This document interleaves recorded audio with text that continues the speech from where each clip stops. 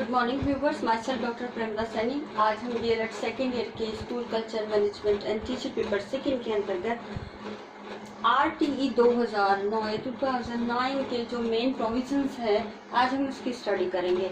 और इसका full form जो है वो इस प्रकार से है: निःशुल्क एवं अनिवार्य बाल शिक्षा अधिकार अधिनियम 2009।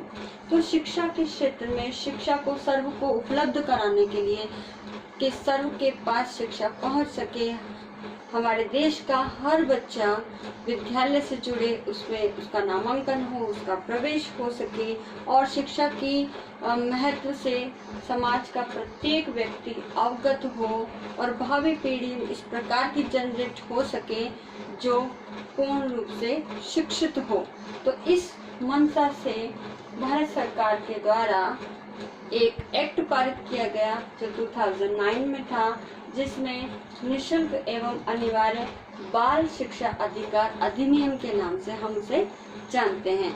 इससे पूर्व भी जब हमारा देश स्वतंत्र हुआ था और उस स्वतंत्रता के समय जब हमारे देश का संविधान लागू किया गया 26 जनवरी 1950, उसमें हमारे संविधान के अंतर्गत अनुच्छेद 43 के अंतर्गत निःशुल्क और अनिवार्य शिक्षा का अधिकार जो है हमारी स्टेट गवर्नमेंट को दिया गया कि हम प्रत्येक राज्य की जो राज्य सरकार है उनका दायित्व होगा कि 6 से 14 वर्ष के बालकों को निःशुल्क और अनिवार्य शिक्षा की व्यवस्था करें। जैसे जैसे समय बीतता गया हम इस लक्ष्य को पूर्ण रूप से प्राप्त करने में असफल रहे और कुछ सफलता भी मिली, लेकिन उसके बावजूद भी 2009 तक आते आते फिर इस अधिनियम को मौलिक अधिकारों के अंतर्गत 2009 में शामिल कर लिया। तो आज ये हमारा मौलिक अधिकार भी है। इस मौलिक अधिकार के अंतर्गत 6 से 14 वर्ष के जो बालक हैं उन बालक बालिकाओं को निःशुल्क और अनिवार्य शिक्षा का अधिकार है प्राप्त करने का। तो ये जो अधिकार है, इस अधिकार को पूरे देश में 1 अप्रैल 2010 में लागू किया गया। यानी इसके निर्माण की प्रक्रिया 2009 में चली, लेकिन इसे 1 अप्रैल से जो है पूरे देश में 2010 के अंदर लागू किया गया। अब इस जो अधिकार है RTE 2009, जिसे इस नाम से शॉर्ट में जानते हैं, इस अधिकार के मुख्य प्रावधान है वो इस प्रकार से है। मुख्य प्रावधान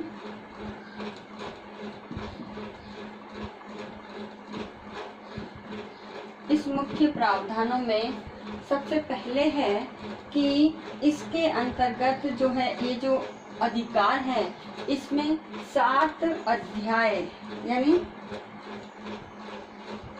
7 अध्याय और 13 धाराएं का विवरण है इस RTE 2009 के अंदर।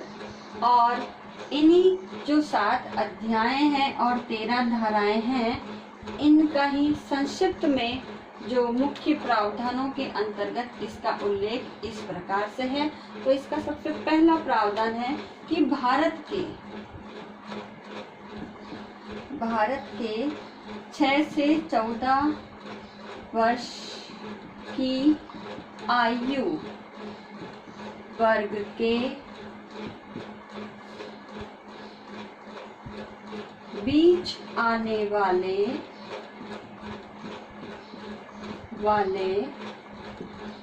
बालकों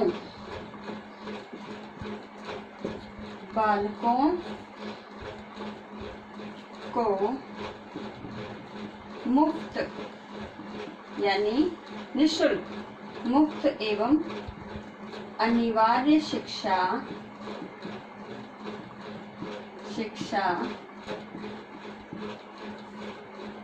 दी जाएगी। ये इसका पहला मुख्य प्रावधान है। अब इसका जो दूसरा मुख्य प्रावधान है उसके अंतर्गत प्राथमिक शिक्षा यानी प्राथमिक शिक्षा हमारी होती है 1st to 8th कक्षा तक की। तो इस 1st to 8th क्लास तक की जो हमारी प्राथमिक शिक्षा है, इस प्राथमिक शिक्षा के खत्म होने से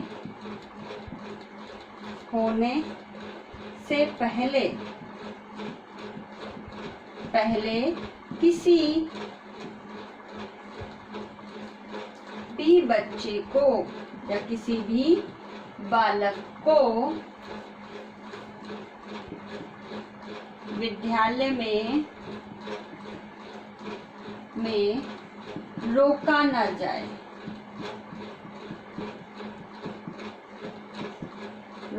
जाए, न ही निकाला जाए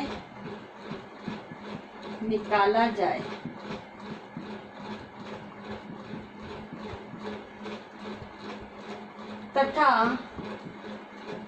बोर्ड परीक्षा, जो बोर्ड परीक्षा होती है 8th बोर्ड, तो जो बोर्ड परीक्षा पास करने की भी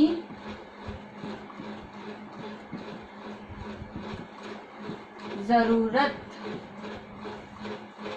नहीं होगी। तो इस प्रावधान में ये बातें कही गई है कि ना तो हम स्कूल से बच्चों को निकाल सकते हैं, ना ही उसे एक क्लास में रोक सकते हैं, और ना ही इन बच्चों को जो है वो बोर्ड की परीक्षा देने की जरूरत पड़ेगी। तो इस प्रकार ये 2 मुख्य प्रावधान हैं जो हमने अभी इस देखे। अब इसके अलावा जो नेक्स्ट और भी इसके प्रावधान है, उस प्रावधानों के अंतर्गत जो है इसमें कि ऐसा बालक,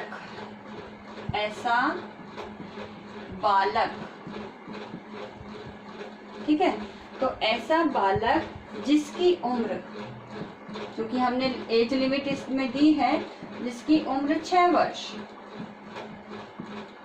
ठीक है, तो 6 से 14 वर्ष के ही बच्चों को इसमें लिया जाता है। तो 6 वर्ष से ऊपर है, यानी वो 6 वर्ष से ज्यादा एज का है, ऊपर है, ठीक है। तो जो किसी स्कूल में जिसने दाखिला भी नहीं लिया हो, जिसने किसी विद्यालय में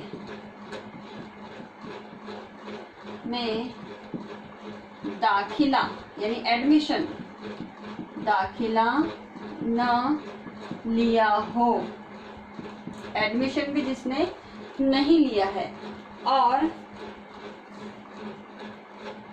या है भी तो, यानी जिसने एडमिशन ले लिया हो, तो एडमिशन ले लिया है भी तो अपनी प्राथमिक शिक्षा जो 1ली से 8वीं तक की है, तो अपनी प्राथमिक शिक्षा पूरी नहीं कर पाया है, यानी उसने 1ली से 8वीं तक की जो हमारी एलिमेंट्री एजुकेशन है वो प्राप्त नहीं कर पाया है,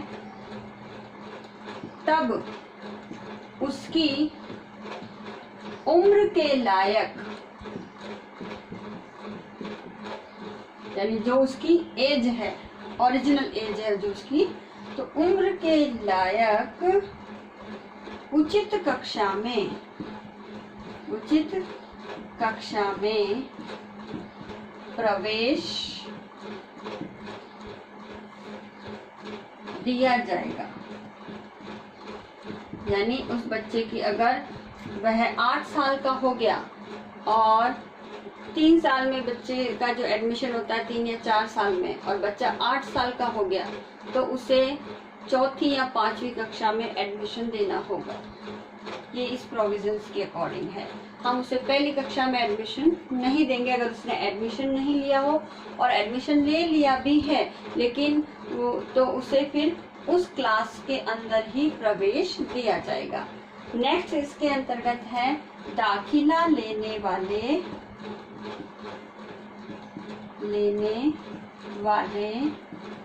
जो एडमिशन ले रहे हैं वाले बालक के समकक्ष आने के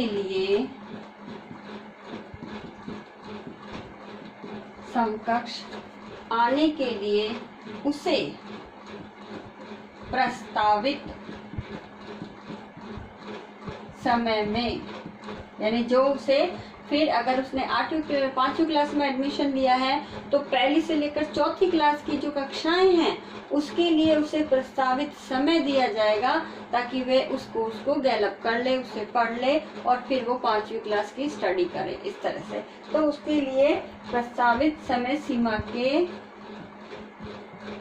सीमा के अंतर्गत ट्रेनिंग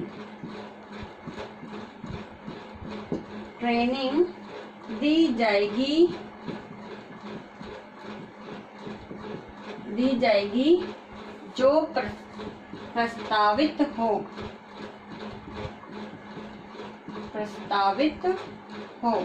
तो इस प्रकार इस पार्ट में भी अगर बच्चे ने दाखिला ले लिया है 5वीं क्लास में तो फिर इस तरह का प्रोविजंस उसके लिए है। नेक्स्ट है कि प्राथमिक शिक्षा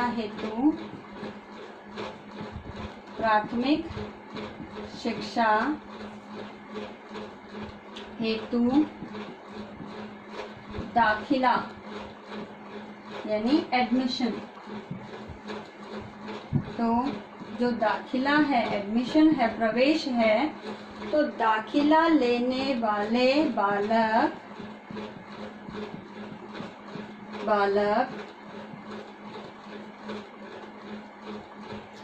14 वर्ष की उम्र,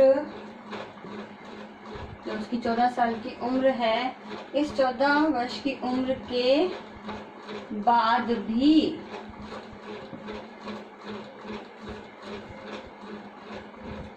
प्राथमिक शिक्षा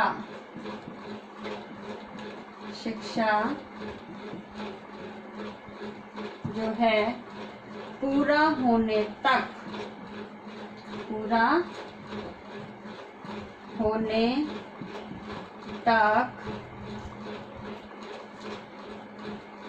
मुफ्त शिक्षा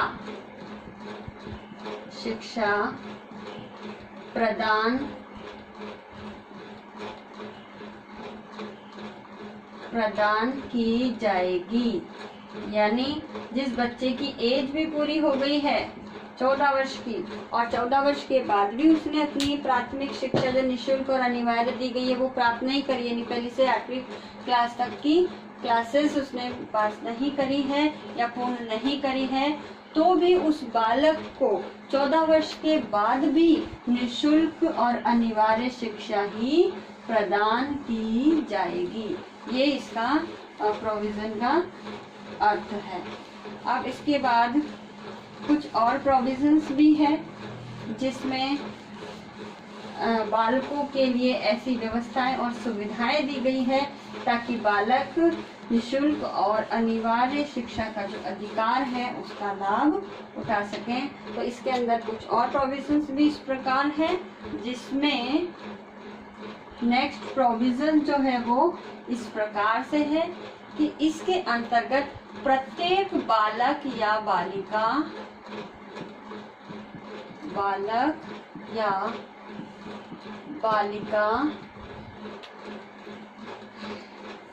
का प्रवेश, उपस्थिति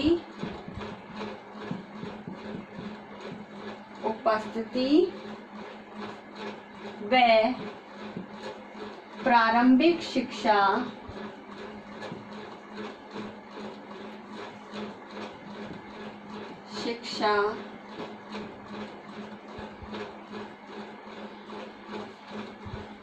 पूरी करना सुनिश्चित किया जाएगा।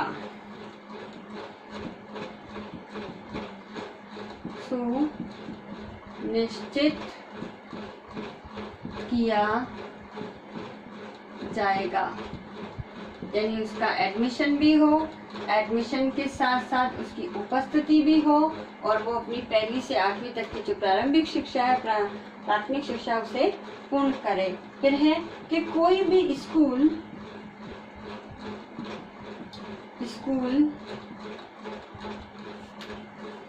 प्रवेश के लिए या प्रवेश हेतु फीस, क्योंकि निःशुल्क की बात जब गवर्नमेंट ने की है तो फीस एवं प्रवेश परीक्षा नहीं लेगा। प्रवेश परीक्षा यानी एडमिशन के लिए जो एंट्री टेस्ट होता है वो प्रवेश परीक्षा नहीं लेगा। किसी भी स्कूल में, चाहे वो गवर्नमेंट हो, चाहे वो प्राइवेट हो, चाहे एडेड हो या अन्य कम्युनिटीज के स्कूल्स हो, ऐसा कोई भी नहीं करेगा। और एट द लास्ट है कि किसी भी बालक या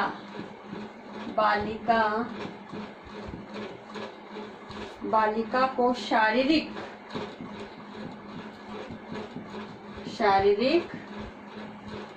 या मानसिक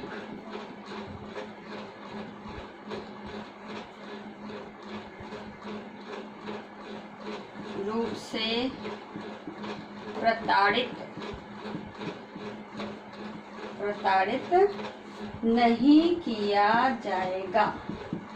यानी उन बच्चों के साथ किसी प्रकार की हम शारीरिक यातनाएं या दंड द्वारा उसे प्रताड़ित नहीं कर सकते हैं, ना ही कुछ ऐसे बोल करके उसे जो उसको मानसिक हानि पहुंचाए, मानसिक रूप से दुखी करे, तो ऐसे बोलों का प्रयोग भी हम बोल करके उसे प्रताड़ित नहीं कर सकते। तो ये सारे जो प्रावधान है हमारे RTE 2009 के हैं, जिसके आधार पर हम पूरे देश में एक समान शिक्षा की जो प्राथमिक शिक्षा है हमारी, उसकी व्यवस्था करने के लिए गवर्नमेंट ने 1 अप्रैल 2010 से पूरे देश में लागू किए। और आज के वीडियो में ही हम इतना ही आज स्टडी करेंगे। इसके बाद जो नेक्स्ट वीडियो है उसके अंतर्गत कुछ अधिनियम और धाराएं हैं, उनके आधार पर इस RTE 2009 के कौन सी बातें लिखी गई है अधिनियमों के अंतर्गत, हम उनकी भी स्टडी करेंगे जो नेक्स्ट वीडियो में करेंगे। नाउ आज का जो असाइनमेंट है वो इस प्रकार से है। तो इसके अंतर्गत जो है हम आपको एक क्वेश्चन देते हैं और इस क्वेश्चनानुसार RTE 2009 के प्रमुख प्रावधानों का